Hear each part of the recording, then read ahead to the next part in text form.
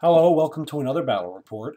This is a 2,500 point match of Warhammer Fantasy between my Empire army and Anthony from the Sustainable Center's Warriors of Chaos. We rolled up the battle line deployment. Here you can see Anthony's entire army, left to right, with a couple proxies being done as card cutouts while he waits for the models to come in. We have 5 Chaos Knights. I believe they have a standard and a musician, and that's it. We have 5 Chaos Warhounds. Behind them is 4 Skull Crushers. The Juggernaut Lord is just kind of on there to show what they are. I think the Skull Crushers just have a musician. Behind them is his level 4 Tzeentch Sorcerer on a disc. To the right of the Warhounds is 21 or 20 corn-marked warriors with halberds, accompanied by an exalted hero BSB. Behind them is another 20 or 21 warriors of Tzeentch with hand weapon and shield. Behind them is the Chaos War Shrine. I don't believe that the War Shrine is marked for this match. Another 5 Chaos Warhounds to the right of those corn warriors in front with the halberds. And then 40 Marauders with flails. I don't know if they're frenzied. Actually, you know what? I do know that. They are frenzied. They have the mark of corn. That large piece of paper on the right-hand side is a Hell Cannon. Here you can just see a close-up of the army. Moving on right to the Hell Cannon. Here you can see my army. Left to right, we have the Greatswords with a unit of, I think it's 25 or 20. 20 Free Company Militia as a detachment to the Greatswords. Then 50 Halberdiers. I'm using Anthony's Men-at-Arms from his Bretonnian army to proxy that and try out more state troops. As a detachment to the Halberdiers is 10 Handgunners on the hill behind them. I have a artillery battery with a master engineer, a Hellblaster volley gun, and a cannon. And then 29 swordsmen full command with a Wizard Lord of Shadow. Then I also have the steam tank and the Demigryphs rounding out that flank. Just some close-ups of the army. And again, I rolled up Melkoth, the Enfeebling Foe, the Withering and Mindrazor. Anthony rolled up Flickering Fire, Pandemonium, Treason of Tzeentch, and Infernal Gateway. So pretty good spell spread for Anthony.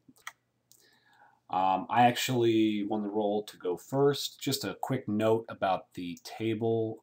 We set up the skull formation in the center with the river sort of flowing out of it as a waterfall or whatever, and the area with pillars that the river is flowing out of is impassable. The rest of it is just going to be treated as a hill, along with the 2 hills, one in each deployment, where my battery is deployed. I immediately start moving up. The Greatswords can't march as they are in the river, so they're just moving up, and the detachment is speeding up alongside them, and the Halberdiers are keeping pace. The Demigryphs and the steam tank just sort of shuffle out that way. You can just see a shot of the battle line in motion, and the steam tank and the Demigryphs preparing to receive that flank. I cast the Enfeebling Foe on the Corn Warriors, lowering their strength by 2. This is a remains in play spell, so it's up to Anthony to deal with it on his turn, acting sort of as a power dice tax. And then Melkoth's Mystifying Miasma, the jacked up version, lowering all the stats from the spell off these Chaos Knights. This is just to make Anthony a little less bold with them. I don't really have anything that I can reach out and touch him with just yet. I fire the cannon through these Tzeentch Chaos Warriors into the War Shrine. Just a couple casualties into the Chaos Warriors. The War Shrine, however, makes its ward save and takes no wounds. The Hellblaster volley gun, of course, is out of range. So we go to Warriors of Chaos, turn 1.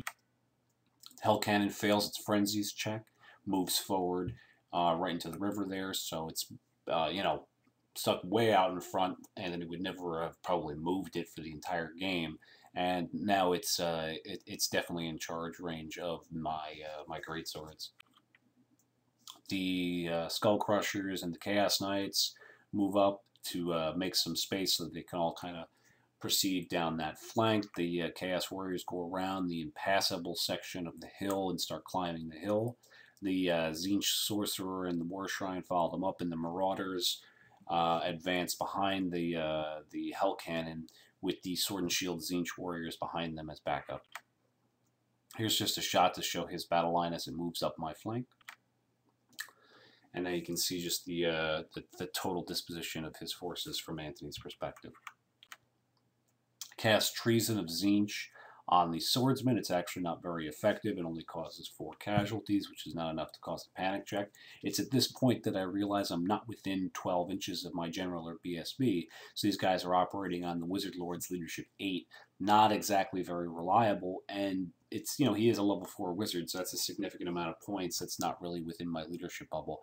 I'm already starting to see the disadvantages of trying to run the horde of halberdiers. There's just not enough space on the battle line to deploy everybody and get the leadership benefits. So that's something I'm going to have to keep in mind going forward.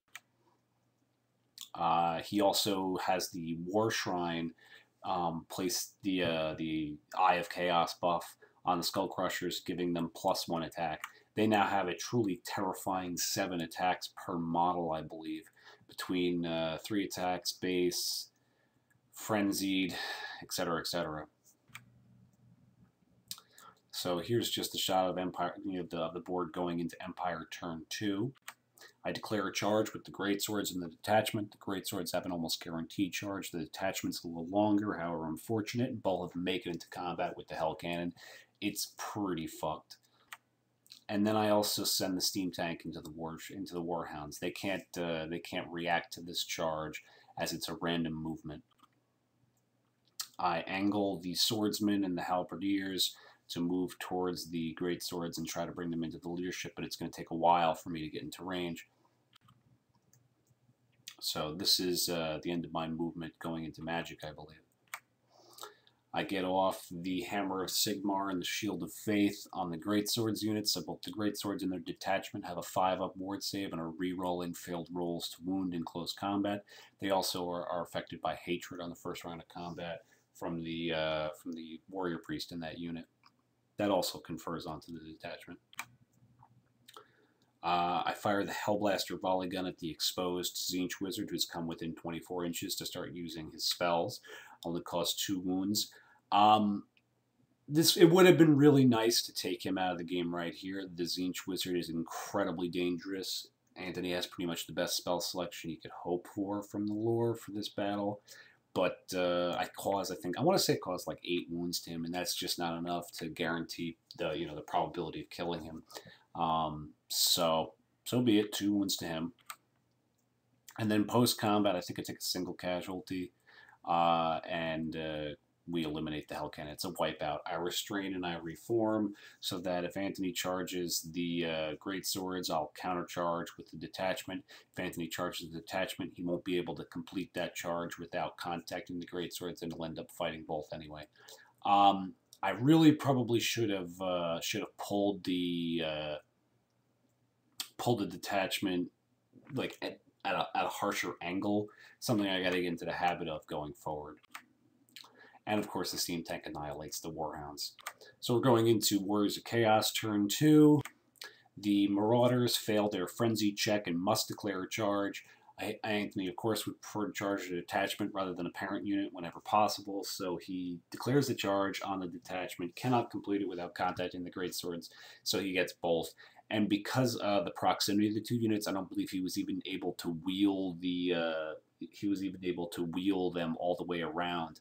So this is where I think I closed the door at this point. I forget exactly how this goes, but this is what it ends up looking like after the charge. Once again, both units are going to have hatred, 5-up ward save, and re-rolling failed rolls to wound for this combat because of the detachment rules. The Skull Crushers, Chaos Knights, and the Corn Warriors all continue to advance. The Tzeentch Sorcerer flies away from the Hell Cannon and moves to this side so he can continue to threaten that unit of swordsmen with my wizard. You'll notice that the Warhounds are both picked up. I believe I also killed the other unit with my handgunner shooting. So both of them are toast. I think what actually happened was I killed 4 out of the 5 with the handgunners. The remaining hound panics, runs, bounces through everything that's on the back of the board, and it's not going to rally. So Anthony just has them off to the side there. So this is what the board looks like after Anthony's movement. And then shooting, he has none. Magic, I guess I just didn't get a picture of anything super interesting that happened in it. But the Marauders attack between the armor saves and ward saves. I lose about a rank of greatswords and maybe 2 of the free company. And out of the 40 Marauders, 8 are left. They're not going to rally. They flee, break from combat. So that's a banner that I pick up there. However, I'm not able to catch them, and they're about an inch away or whatever from my guys. So here I come to stop. Right in front of his Tzeentch warriors. It's going to be my turn, however, I believe, yeah, we're going into Empire turn 3. The Demigryphs declare a charge on the Chaos Knights. They fail, so now we're like 8 inches apart. It's an almost guaranteed charge for Anthony on his turn. It's a little minor benefit. I do get the Lance strength buff on the Demigryphs if I get the charge. That's kind of what I was going for. The Steam Tank generates 4 steam points and spends them going into the Skull Crushers. This is something we actually did incorrect, and someone was kind enough to point it out on the comments for Anthony's video. I had always assumed that with the Steam Tank's random movement, you just point in a direction, roll the dice, that's where it goes. If it contacts something, it counts as having charged into that combat, and you use all the various rules for steam points. But apparently what you do is you add up the dice, measure that direction.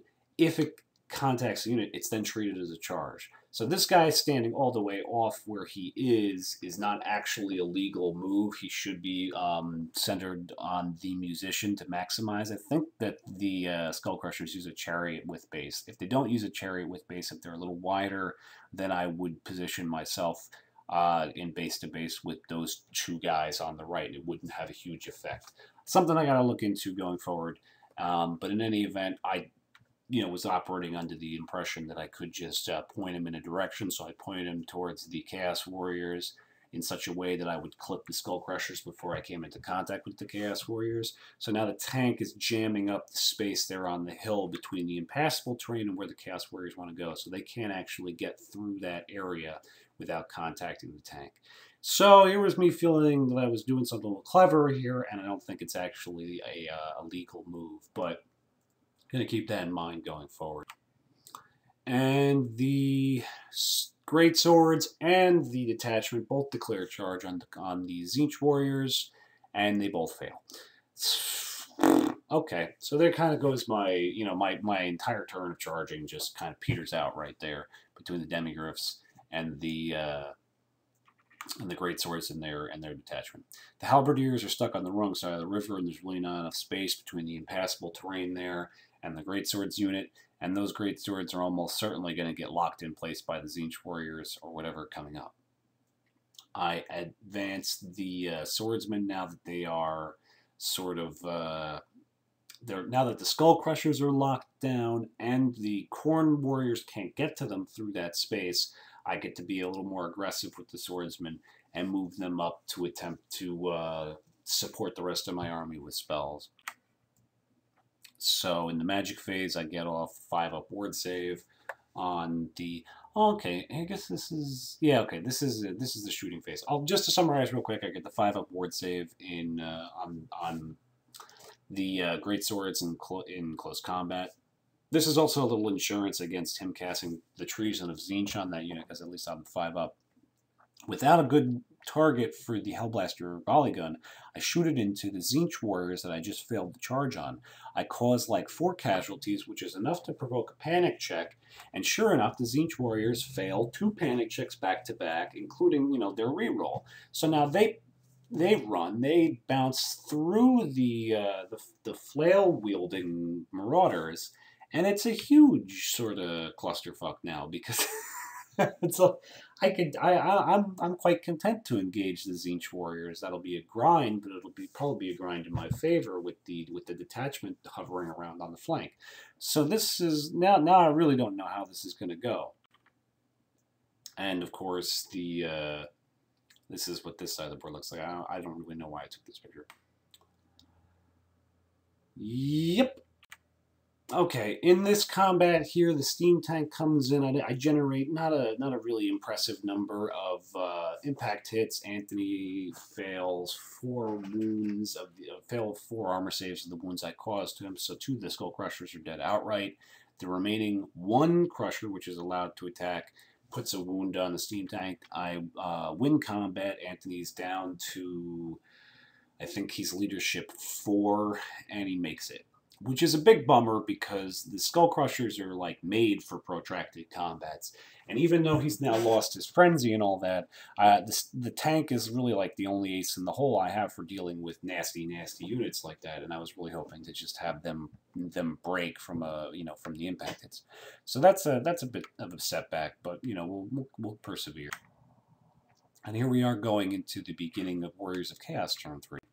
Anthony declares a charge with the Chaos Knights into the Demigryphs, and they make it handily. Once again, it's only like 8 inches apart at this point, so it's pretty much guaranteed.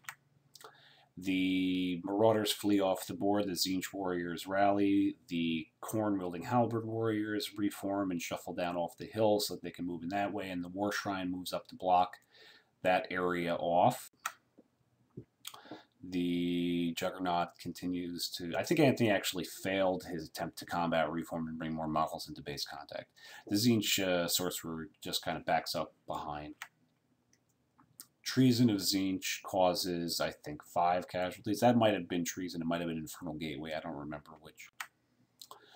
The combat between the Demigryphs and the Chaos Knights goes mediocre. He kills 1 Demigryph. I kill 2 Chaos Knights, and it's actually a push, I believe, or at the very, it's like a push or I lose combat and hold.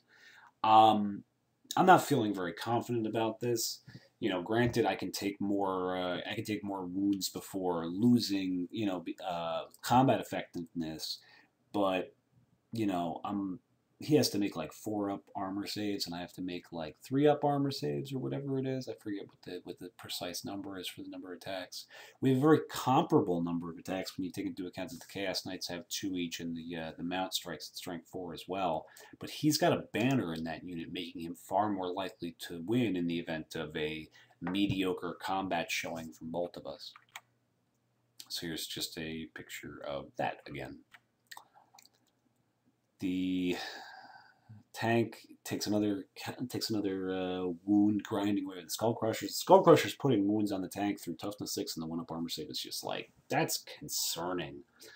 Yeah, I have the Wizard Lord hop out of the Swordsman unit at the beginning of Empire turn 4, I want to say, yeah, and he joins the Halberdiers. The Halberdiers stand right on the lip of the river, and that's actually a tremendously stupid thing for me to do because they're no longer steadfast when they are in the river. However, they are, 50 strong with the general and the BSB right there. It's just a completely unnecessary risk, and I didn't really need to take it.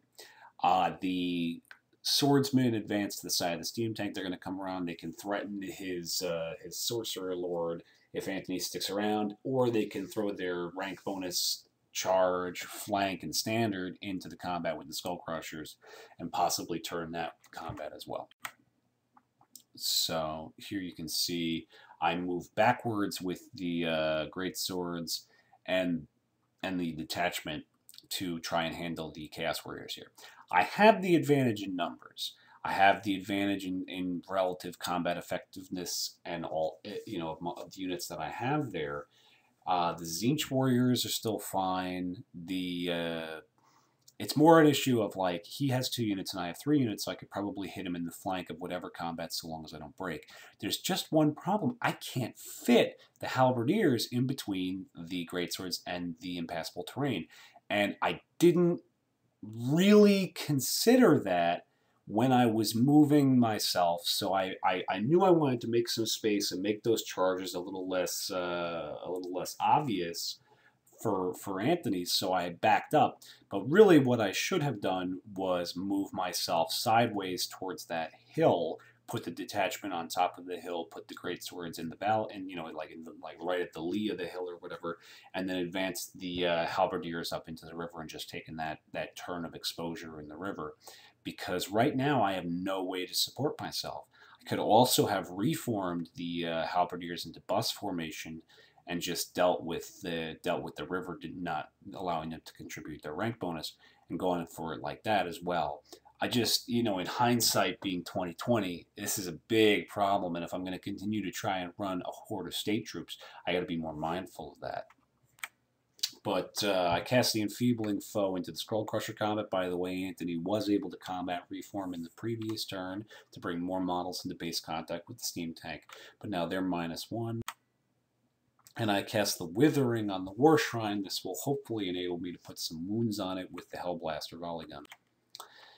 What I'm not prepared for is in this combat, I cause no wounds to the Chaos Knights. I just kind of completely strike out. That's a bummer. I have 8 attacks from the 2 Demigryphs. I really expected to land like 2 to 3 wounds with the with the Demigryphs himself, the strength 5 hits, which are at least saves that Anthony would have to make. I ended up like just missing with everything. He did 1 wound to me. I lose combat by 2 down to leadership 6, and we flub it and run away. And it was on my turn, so now it's Warriors of Chaos turn 4 coming up. That just sucks, because now I'm going to lose not only this flank, but I'm going to lose my whole backfield as well, all of my artillery pieces. So, big letdown by the Demigryphs. I didn't really, I kind of feel like they probably could have handled this a little better, maybe if I'd given them some magic support in the grinding combat. Maybe if I put, say, the Enfeebling Foe onto the Chaos Knights instead of the Skullcrushers. Not really sure what I was thinking there. I was probably just distracted by the morass that is the right half of the board. But so that kind of stinks. So going into Warriors of Chaos, turn 4, I believe this is, Anthony declares a charge on the Fleeing Demigryphs. They continue to flee off the table. He passes his leadership test and then redirects into the cannon, like so. And the War Shrine moves up further to harass the... Not to harass, just to be in the way, to be something that has to be dealt with. The halberd-wielding Khorne warriors are now completely, open and able to charge the greatswords. Pardon me, I'm just having a brain fart there. As you can see, the steam tank continues to take more wounds from them Skullcrushers. They're not even frenzied Skullcrushers. They're just +1 attack, or maybe not even +1 attack anymore. I think Anthony might have repurposed the War Shrine at this point. That's a tremendous number of strength 5 hits, and that's going to actually start punching holes in the steam tank. Unsurprisingly, the Chaos Knights roll over the cannon and overrun into the engineer standing between the 2 pieces. I take the opportunity to reform. I'm not going to charge into Khorne-wielding, Khorne halberd warriors, and I didn't really fancy my luck at trying to break the War Shrine in 1 turn with a depleted horde of greatswords. So I reformed the horde into ranks. They go 5 wide, and at this point, the general and the BSB both exit that unit and move back to the other side of the river with the with the horde of halberdiers and the wizard lord. Now, this makes this unit very vulnerable to, of course, getting Infernal Gateway off the board, which is something I gotta always keep in mind when playing against the Tzeentch Sorcerer. But if there's one thing you'll notice is that if I was to charge straight ahead with that unit for whatever reason, I can't fit. Once again, I neglected to examine if I was leaving myself enough space to maneuver this horde of models through there, and I can't complete a legal charge through that space between the impassable terrain and the Greatswords unit, even after I reform them. So that's really just poor play on my part and leaving myself vulnerable. The Handgunners hustle their way out of range, or out of the path of the Chaos Knights. The swordsmen charge the flank of the Skull Crushers. Skull Crushers are enfeebled. The one model will get 3 attacks plus, or maybe 2 attacks plus 1 from the mount. I think the buff has been repurposed, plus Stomp, plus I'm going to have to take fear tests. But either way, I'm hoping that a charge, at least 1, possibly 2 ranks, and a standard will turn this combat. And I save up all the steam tanks points for the breath weapon to hope that maybe I can sneak a wound in that way as well. So here you can see the opposition here. I think I put the Withering had already been on the War Shrine, I think, and the Hellblaster volley gun goes apeshit on it and blows it up. So at least the Hellblaster is going to go out with a bang. In the combat, the Skull Crushers break, they flee, bounce through the Lord and the Tzeentch Warriors, but don't flee off the table, so now they're going to probably rally, and they're on the back edge behind the Tzeentch Warriors. The Chaos Knights kill the Engineer and overrun into the Hellblaster. And here's what the board looks like as the Khorne Warriors begin to sharpen their halberds. Khorne completes the charge. I don't think we did this correct either. In 7th edition, whenever a detachment's parent unit was charged, if the detachment had line of sight to the unit was within 3 inches and there was an open flank, they just automatically completed a flank charge. And if you remember from the previous pictures, they would not quite have been in the flank of these Khorne Warriors. They probably would have ended up in the frontal arc of these Khorne Warriors. So things to consider going forward is that I'm going to need to angle the detachments more 90 degrees than I had previously been doing if I'm preparing like a kill box to receive those units. So that was once again just not really great play on my part. And I was operating under an outdated, perspective of the rules for detachments. I was thinking I haven't even tried to run detachments in 8th edition at all. So this combat's probably going to be just an absolute bloodbath. Khorne Warriors are just, they're berserk. Anthony swings the Tzeentch Warrior around behind the detachment so that he can support that side of the board with magic. The Skull Crusher unit rallies, of course, and the Tzeentch Warriors advance behind them. You can see post-combat, not as devastating as I thought it would be. They did do, the Khorne Warriors did do a pretty significant number on the great swords, but not as completely one-sided as I thought it would be. The Tzeentch Chaos Knights kill the Hellblaster. We were mistaken, and Anthony thought he had to test to restrain and reform and not overrun. However, in the case of a wipeout, as what occurred against that crew, he could have just automatically reformed to threaten the handgunners. But that was what we thought was going on, so the Chaos Knights are just going to kind of ride off into the distance for the remainder of the game. At this point, I'm faced with kind of a series of not great decisions. The horde of halberdiers can charge the flank of the Chaos Warriors. However, the Chaos Warriors are already disrupted from the Free Company detachment in their flank. They're frenzied. They're going to do a ton of wounds. It's kind of unlikely I'll do that significant a number of wounds with the with the halberdiers that are in base contact with the Chaos Warriors. It's only going to be like, I would say, if I had to hazard a guess, like 4 or 5 rows.